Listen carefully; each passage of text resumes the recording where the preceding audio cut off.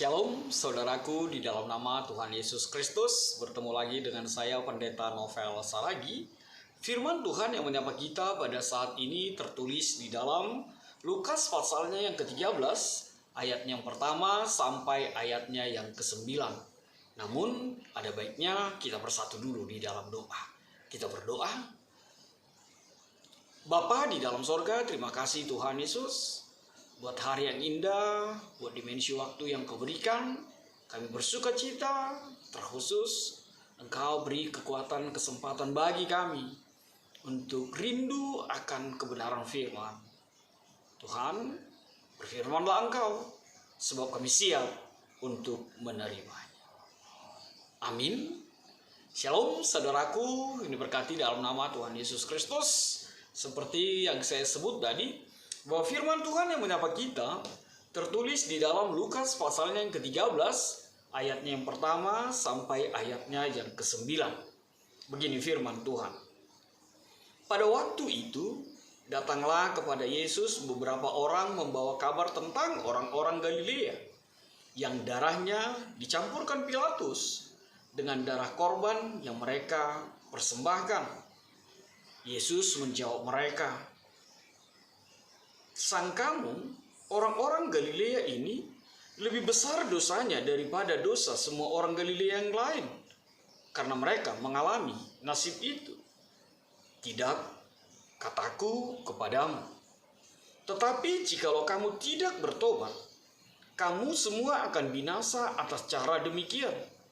Atau sangkamu ke-18 orang yang mati ditimpa menara dekat Siloam lebih besar kesalahannya daripada kesalahan semua orang lain yang diam di Yerusalem?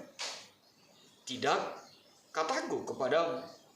Tetapi jikalau kamu tidak bertobat, kamu semua akan binasa atas cara demikian."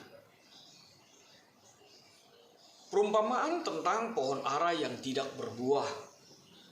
Lalu Yesus mengatakan perumpamaan ini. Seorang mempunyai pohon ara yang tumbuh di kebun anggurnya, dan ia datang untuk mencari buah pada pohon itu. Tetapi ia tidak menemukannya. Lalu ia berkata kepada pengurus kebun anggur itu, "Sudah 3 tahun aku datang mencari buah pada pohon ara ini, dan aku tidak menemukannya. Tebanglah pohon ini. Untuk apa ia hidup di tanah ini dengan percuma?" Jawab orang itu, "Tuan, biarkanlah dia tumbuh tahun ini lagi. Aku akan mencangkul tanah sekelilingnya dan memberi pupuk kepadanya. Mungkin tahun depan ia berbuah. Jika tidak, tebanglah dia." Demikian firman Tuhan. Saudara-saudara yang diberkati dalam nama Tuhan Yesus Kristus, kemarin saya mendengar sebuah kalimat dan saya pikir begitu luar biasa sekali memberkati dalam kehidupan kita. Apa itu? Seseorang itu mengatakan bahwa hidup ini adalah perjalanan untuk berada di dalam pengadilan.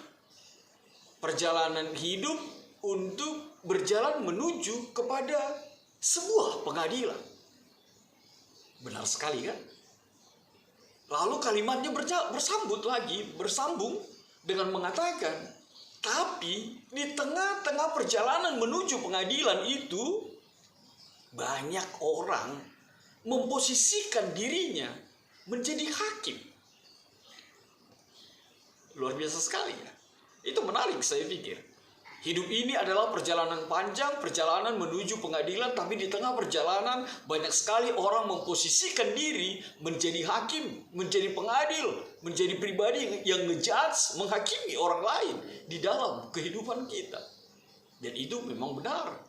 Sama seperti apa yang diceritakan oleh firman Tuhan pada saat ini yang bagian yang pertama, bagaimana situasi yang digambarkan yang mengatakan bahwa pada waktu itu datanglah kepada Yesus beberapa orang membawa kabar tentang orang-orang Galilea yang darahnya dicampurkan Pilatus dengan darah korban yang mereka persembahkan. Kita melihat bagaimana respon Tuhan Yesus itu. Sangkamu orang-orang Galilea ini lebih besar dosanya daripada dosa semua orang Galilea yang lain. Dari respon Tuhan Yesus, kita melihat bahwa orang-orang yang datang kepada Tuhan Yesus itu seakan-akan mau mengatakan bahwa orang yang mati, orang yang dibunuh oleh Pilatus, mati karena hukuman, karena dosa yang begitu besar dalam perjalanan kehidupan mereka. Kembali kepada seperti apa yang saya katakan tadi. Orang-orang itu mengambil posisi sebagai hakim. Orang-orang itu mengambil posisi sebagai pribadi yang menghakimi dan ngejudge orang bahwa orang lain itu berdosa, bahwa orang itu mati karena dosanya. Bukankah situasi itu juga sering terjadi dalam kehidupan kita? Kita suka menghakimi orang lain. Kita suka menjadi hakim. Menilai kebersalahan orang lain dalam kehidupan kita. Padahal tak satu pun surat, tidak satu pun kalimat di dalam Alkitab yang memberikan hak bagi kita untuk menghakimi orang lain dalam kehidupan kita. Padahal situasi itu terjadi tidak lain adalah, pembunuhan itu terjadi tidak lain adalah karena situasi politis pada saat itu di Kekaisaran Rom tidak kondusif. Dan memang ini menjadi bagian jebakan kepada Yesus. Di satu sisi orang-orang itu ingin mengatakan kalau Tuhan Yesus membela korban itu, berarti Tuhan Yesus memihak kepada korban dari Pontius Pilatus. Tapi kalau Yesus membela Pilatus, berarti Yesus bukan bagian dari orang Galilea, bukan menjadi pribadi yang peduli dengan orang-orang yang mati ketika itu dibuat oleh Pilatus. Memang begitulah kehidupan orang yang selalu berpikir negatif, yang selalu mencari kesalahan-kesalahan orang lain dalam kehidupan kita. Sehingga orang lain benar pun mata kita selalu mengatakan dia salah. Dan itu sering menjadi batu sandungan di tengah-tengah kehidupan kita, di tengah-tengah persekutuan kita, di tengah-tengah komunitas kita, di tengah-tengah kelompok kita. Pikiran negatif, pikiran yang memandang orang itu selalu salah, membuat kita selalu mencapnya adalah pribadi yang salah. Kita menghakimi. Lalu lihatlah hal yang kedua yang dinyatakan yang menjadi respon Tuhan Yesus. Tuhan Yesus mengangkat kisah ayat 4, atau sangkamu ke-18 orang yang mati ditimpa menara dekat Siloam lebih besar kesalahannya daripada kesalahan semua orang lain yang diam di Yerusalem.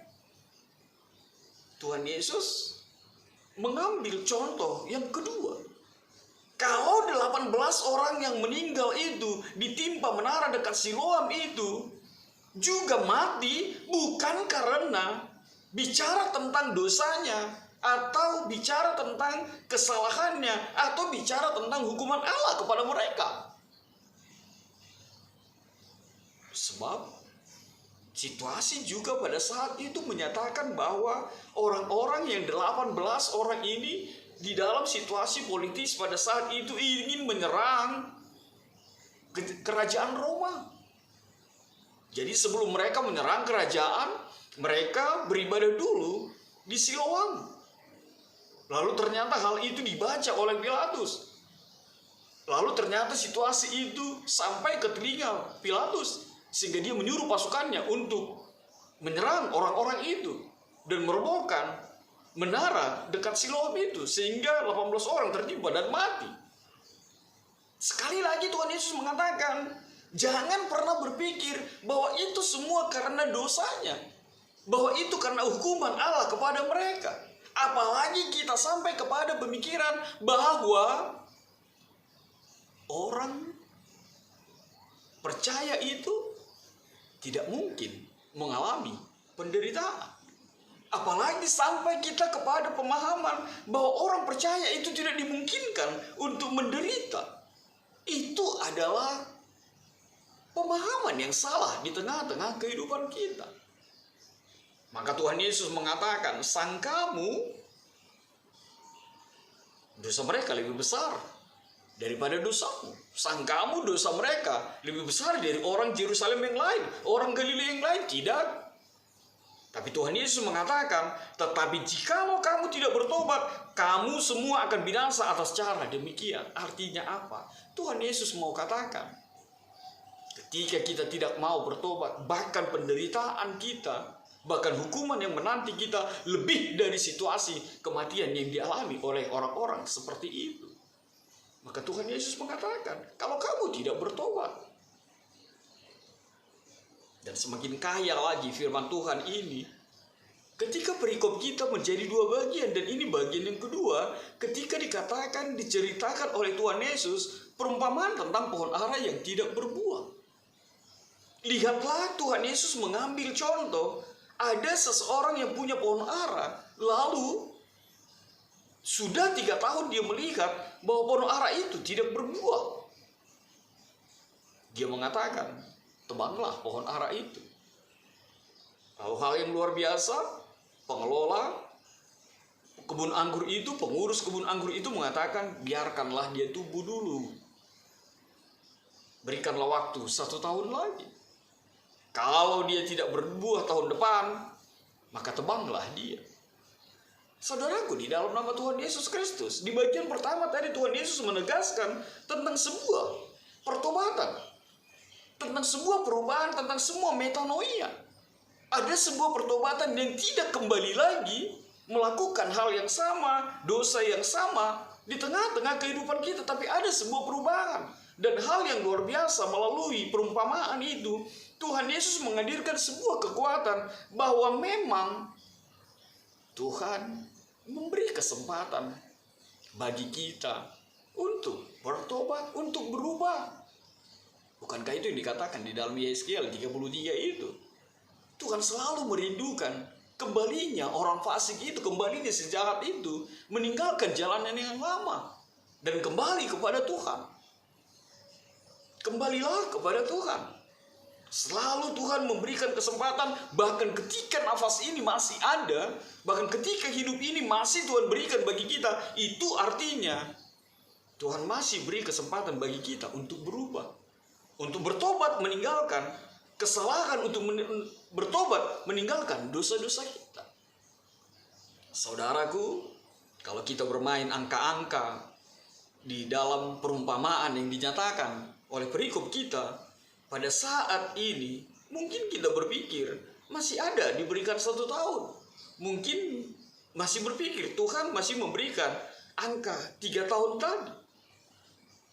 Saudaraku, di dalam nama Tuhan Yesus Kristus, tak satu pun kita mengetahui 3 tahun itu sudah berjalan, atau 1 tahun itu jangan-jangan sudah berjalan dan sekarang hari yang ke-360 atau 364, artinya tinggal 1 hari lagi, atau hari yang ke-364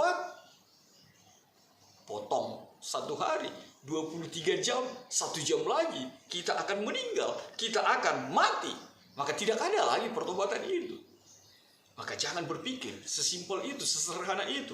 Toh Tuhan berpikir, toh Tuhan berkata, diberi kesempatan. Enggak. Jangan bermain angka-angka dengan Tuhan. Tapi bermainlah, berpikirlah, berimanlah bahwa ketika nafas ini masih Tuhan berikan, itu saatnya untuk bertobat. Itu saatnya untuk berubah. Jangan tunggu 1 tahun. Jangan tunggu besok.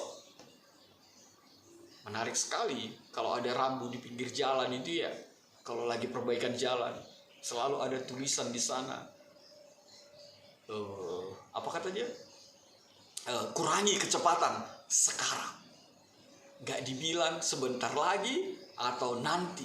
Tapi ada kalimat kurangi kecepatan sekarang. Sekarang. Maka firman Tuhan ini juga menegaskan bagi kita. Sekali lagi jangan berpikir tentang 1 tahun. Jangan berpikir tentang 3 tahun. Tapi sekarang. Bertobatlah. Tinggalkan semua dosa-dosamu. Tinggalkan semua perbuatan yang salah di mata Tuhan dan jangan buat Tuhan Yesus menangis lagi, dan lagi di dalam kehidupan kita. Maka saudaraku yang diberkati dalam nama Tuhan Yesus Kristus, apa yang bisa kita petik menjadi refleksi buat kita pada saat ini?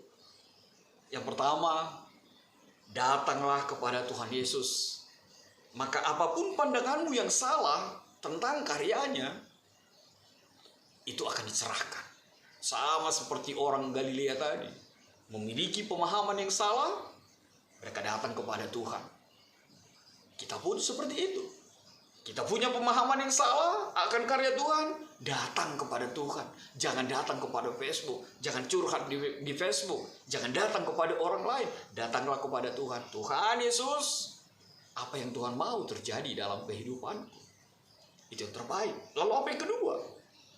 Saudaraku, di dalam nama Tuhan Yesus Kristus, daripada asik melihat kesalahan orang lain, daripada asik melihat dosa-dosa orang lain, bercerminlah, kenalilah dirimu, nilailah dirimu, ketawailah dirimu. Siapa kita sebenarnya? Itu jauh lebih penting daripada hanya melihat si anu itu salahnya, dosanya ini, si anu itu ini, begini. Kita lupa, kita menunjuk satu, lebih banyak jari yang tertuju kepada kita. Lalu apa yang terakhir? Sampai kapan kegerangan waktu yang masih tersisa, kata penyanyi Ebit Giade. Mumpung Tuhan masih beri waktu dan kita tidak tahu kapan waktu itu akan berakhir, kembalilah kepada Tuhan. Bersujudlah, bertekuklah, mohon ampun kepada Tuhan. Biarkan Tuhan memberikan pengampunan itu, sebab tangannya selalu terbentang menunggu. Amin. Kita bersatu dalam doa. Bapa di dalam sorga, terima kasih Tuhan buat kebenaran firman-Mu. Biarlah firman-Mu Tuhan menjadi kekuatan bagi kami. Seperti tema kami pada saat ini, bertobat agar kami tidak binasa. Biarlah Tuhan Yesus itu menjadi kerinduan dan kuat kami dan menjadi tindakan kami. Sehingga pertobatan itu kami lakukan dan kami tidak menjadi pribadi yang binasa. Terima kasih Tuhan Yesus. Dalam kasih-Mu, enyahkanlah Tuhan virus-virus ini. Amin.